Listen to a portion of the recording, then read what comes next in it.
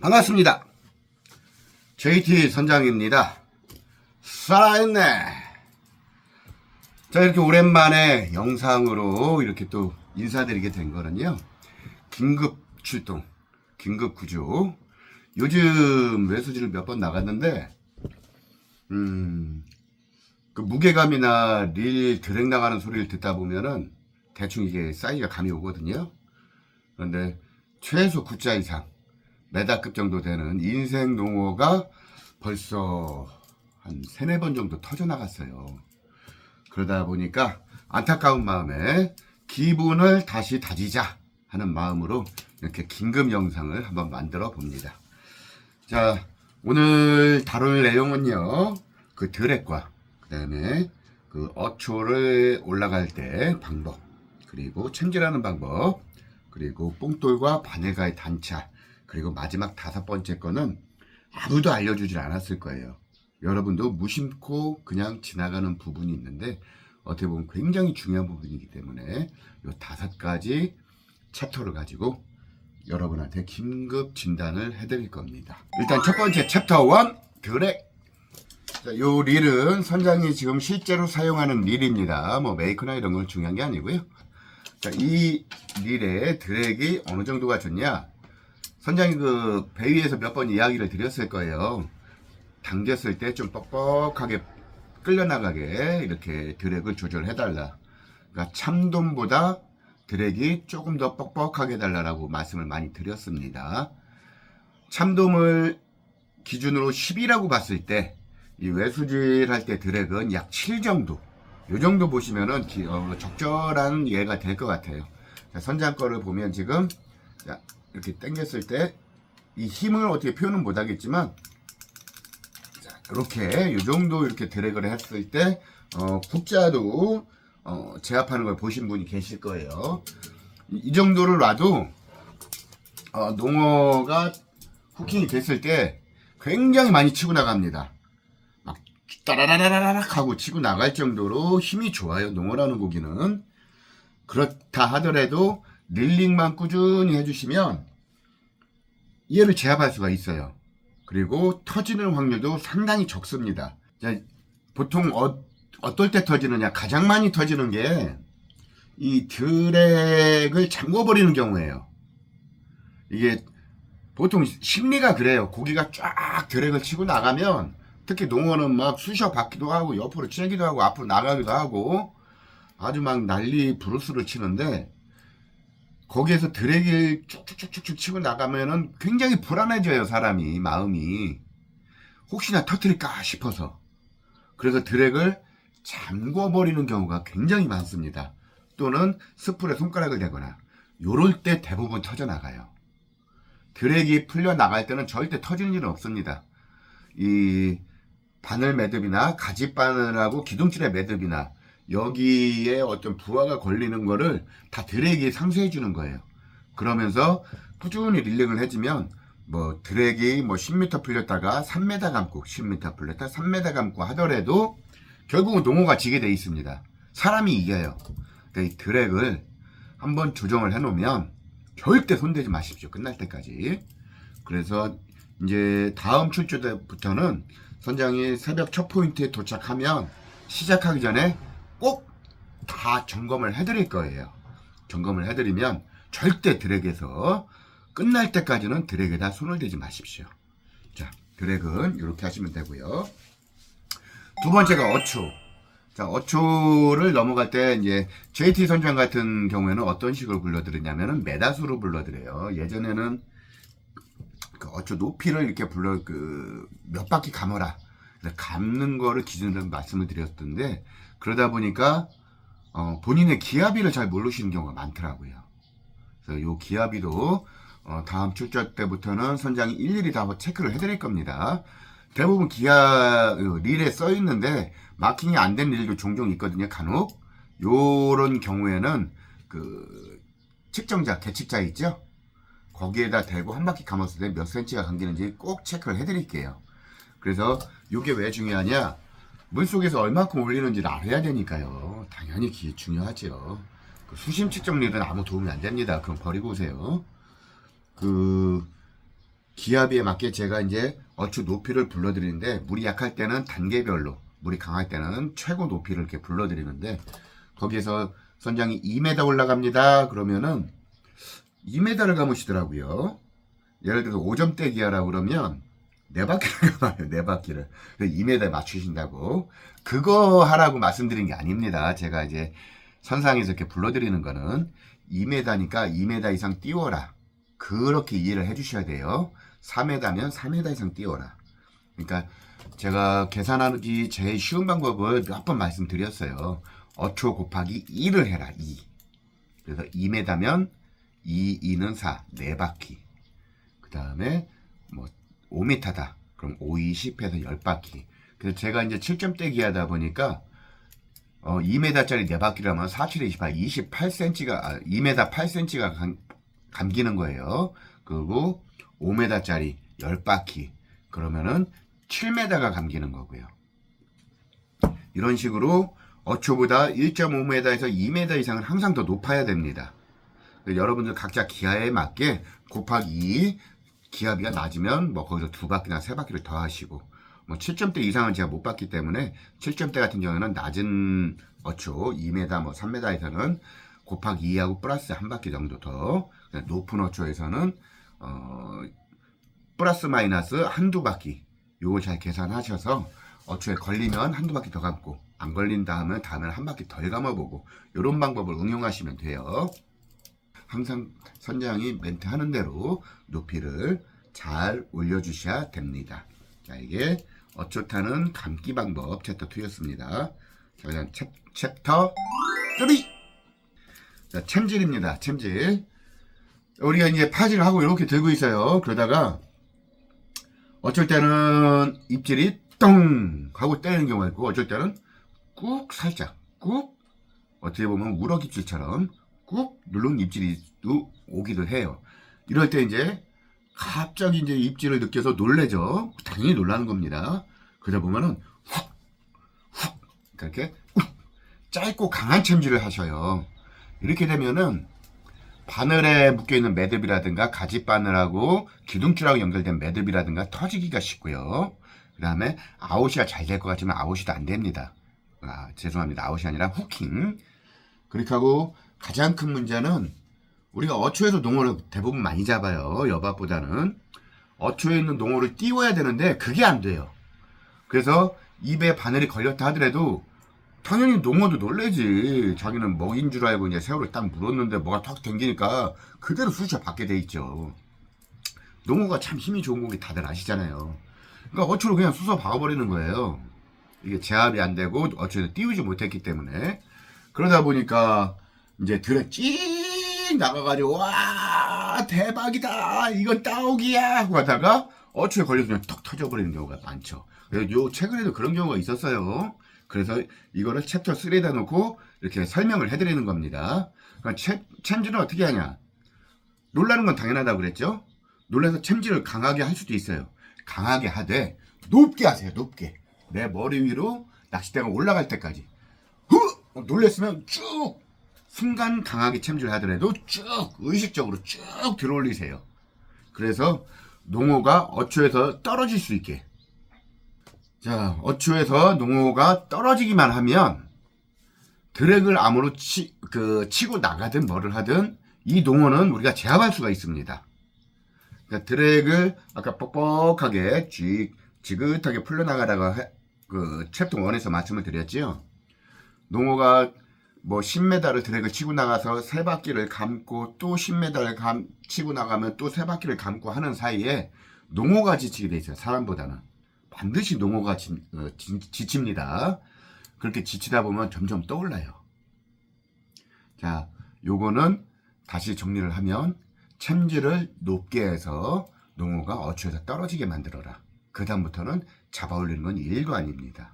꼭 기억하십시오. 챔질은 머리 위에까지 높게 하셔라. 그렇게 하고 쉬지 않고 릴링해라. 자, 챕터 3였습니다. 챕터 4 단착. 보통 기둥줄의 매듭에서부터 뭐 바늘 길이가 얼마나 되냐라고 이렇게 여쭤보시는 분도 있는데 제 생각에는 크게 중요하지가 않아요. 제가 편대채비라 가지고 우럭 편대채비 밑에 바늘 자르고도 농어를 잡아도 봤고, 그 다음에 우럭 2단 채비에서 위에다가 걸어서도 잡아봤고, 밑에다 매달아서 잡아도 봤어요. 기둥줄하고 연결된 가지채비의 길이는 크게 중요하다고 생각을 안 합니다. 선장이 중요하다고 생각하는 거는 뽕돌 밑으로 바늘이 얼마나 가느냐, 요게 중요하다고 보거든요. 자, 요게 뽕돌 밑에 여기에서 이 가지 바늘이 이렇게 달려 있죠. 선장이 가장 권하는 길이는 뽕돌 밑으로 한 뼘. 자, 제 손이 약 23cm 정도 돼요. 한 뼘에서 약간 늘으니까 지금 25cm 정도. 길어도 30cm 정도. 요 정도를 가장 권해드립니다. 왜 이거를 권해드리냐면 답은 없어요. 사실 이건 답이 없습니다. 사실. 근데 선장이 여러 가지 이 단차를 주고 계속 테스트 해본 결과 요 기럭지가 어초에서도 농어한테 반응받기가 좋고, 그리고 밑걸림도 최소화할 수 있고, 여밭에서도 마찬가지고요. 그리고 또 중요한 거, 어떻게 보면 가장 중요한 거예요.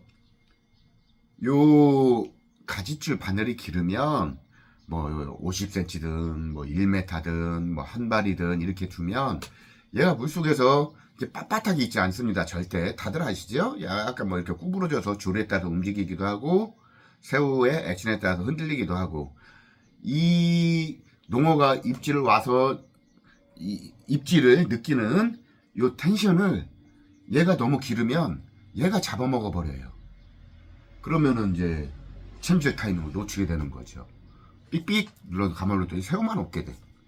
요게 이제 얘가 임팩트를, 농어 입질의 임팩을 얘가 다 상쇄시켜 버리는 거죠.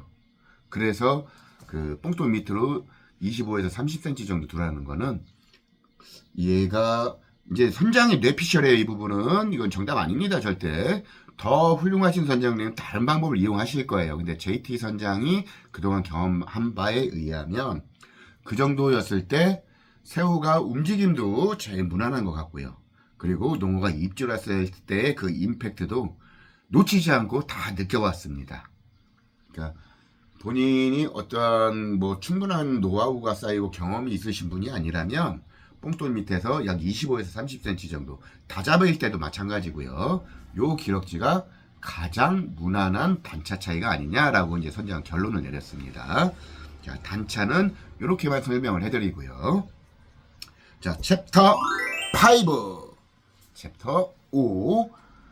어떻게 보면 가장 중요하고 가장 기본인데 아무도 신경 안 쓰는 부분이 있습니다. 저도 이렇게 유튜브를 하면서도 저도 유튜브로 이렇게 많이 보고 참고를 많이 하거든요. 근데 아무데도 이 내용을 안 다루더라고요. 어떤 부분이냐? 바늘의 매듭입니다. 자, 자작하시는 분도 있고 선장처럼 기성채비를 이용하시는 분도 있어요. 근데 공통점은 뭐냐? 바늘의 가지 바늘은 다 모노라인입니다. 모노라인의 특징은 미끄럽다는 거죠. 물론 인장력도 있지만 굉장히 미끄럽다는 거죠. 자, 여기 보면, 자, 이게 잘 보이시나요? 이게 보이시나? 요 부분을 귀라고 했을 때, 자, 요 부분을 귀라고 했을 때, 요 바늘 매듭이 어디로 빠져 있나 꼭 보셔야 됩니다. 지금 선장이 보여드린 것처럼 요 매듭이 귀하고 이 민을 안쪽으로 위치해 있어야 돼요. 요 안쪽으로. 모든 채비가 일단 기성채비 기준으로는 요 항상 기본이 이렇게 되어 있습니다. 그런데 우리가 얘를 쓰다가 보면 이렇게 돌아가 있어요. 왜? 미끄러우니까 물 묻고. 그래서 이렇게 바늘이 귀 뒤로 가 있는 경우가 많이 있습니다. 이렇게 되면 챔질을 해도 이 바늘이 이렇게 뒤로 들어가요. 이렇게 딸려 들어가. 이렇게. 그러면은 이렇게 해야 될 이게 후킹이 돼야 되는데 이렇게 돼 버리니 이게 후킹이 될 리가 없죠. 돼도 약하게 걸리거나 이렇게 해서 바늘에서 빠져나가는 경우 많이 봤어요. 물론 처음에 드랙 나가서 아싸 하고 신나다가 올다가 퉁 하고 가벼워져. 그런데 새우는 없고 바늘도 그대로야. 요럴 때는 꼭 이 매듭의 위치가 이 귀 안쪽에 있는지 아니면 귀 바깥쪽으로 이렇게 돌아가 있는지를 꼭 확인해 보셔야 돼요. 이렇게 귀 바깥쪽으로 있으면 절대 후킹이 안 됩니다. 요거는 선장이 그 준악을 놓거든요. 준악 바늘도 모든 바늘이 챔질이 아닌데도 불구하고 이렇게 귀 안쪽으로 이렇게 매듭을 져요. 그래서 여기에 미끼를 달고 이제 고기가 뭐 빠는 놈도 있고 저 놀래미처럼 쪼아놓은 놈도 있고 하더라도 모든 고기들이 이렇게 했을 때 후킹이 훨씬 잘 됩니다. 거의 잘 돼요. 99%. 그래서 요 부분 낚시하다가 이동할 때든지 새우를 가를 때든지 요거 요 가지줄 가지줄 모노라인이 귀 앞으로 와 있는지 꼭 체크를 하십시오. 요것만 했어도 이렇게 지금 5가지의 챕터를 이 5가지의 챕터를 잘만 기억을 하시면 올해 정말 사이즈 크기 괜찮은 농어들이 많이 들어오고 있거든요. 놓치지 않을 수가 있습니다. 어떻게 보면은 이제 농어라는 고기는 마리수보다 내 인생 고기를 만들어보는 그런 어종 장르거든요. 그 내가 준비가 돼 있어야 기회가 왔을 때 안 놓칠 수가 있습니다. 지금 말씀드린 드랙, 그 다음에 어초 타는 방법, 챔질하는 방법, 그리고 단차, 그리고 이 바늘의 매듭, 요 5가지 절대 잊지 마시고요.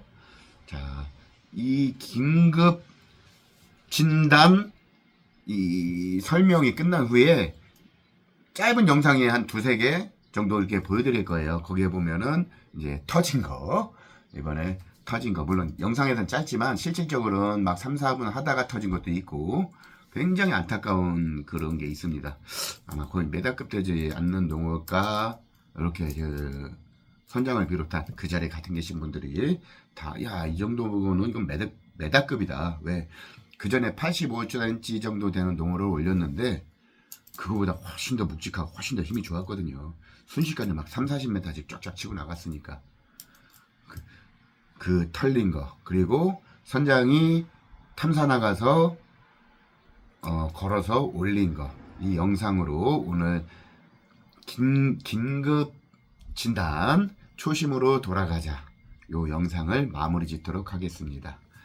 자, 끝으로 올해 예년에 비해서 농어가 마리수도 그렇고 사이즈도 그렇고 더 훨씬 좋아지고 있습니다.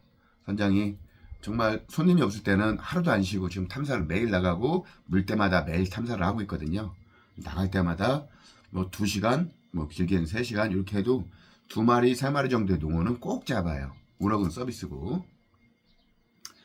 여러분들이 만약에 종일 낚시, 보통 농어 나가면은 8시간에서 10시간 정도 이렇게 낚시를 하는데 선장이 봤을 때는 기본만 잘 지키고 지치지만 않으시면 5농 정도는 무난히 할 수 있지 않을까, 한 분당 그렇게 느끼고 있습니다.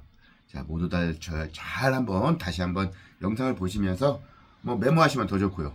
메모까지 하시겠냐마는 잘 기억을 하셔요. 잘 기억하시고 선장이 앞으로 계속 새벽에 첫 포인트에서 시작하기 전에 다시 한번 안내는 해드리겠지만 본인들도 잘 기억하시고 오셔서 정말 한 번 오는 인생 농어를 품에 안고 댁에 돌아가실 수 있기를 바라겠습니다.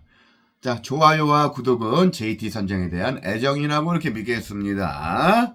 좋아요와 구독 누르는데 크게 힘들지 않아요. 오래 걸리지도 않고요.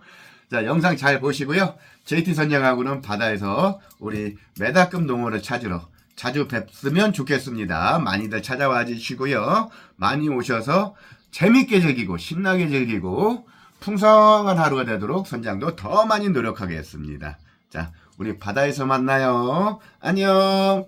우리는 모두 다 살아있네.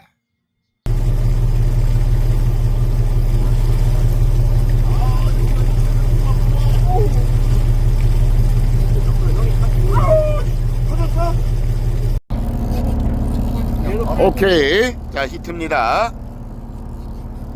오, 쩐다. 아우, 로드 힘새 멋져. 야, 이거 사이 되겠는데, 버티는 게? 크다, 엄청 크다.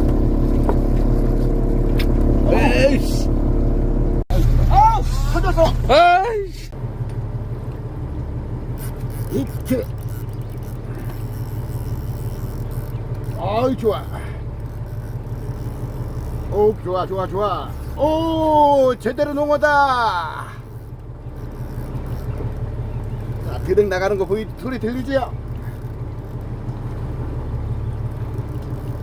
오케이. 아이 좋아.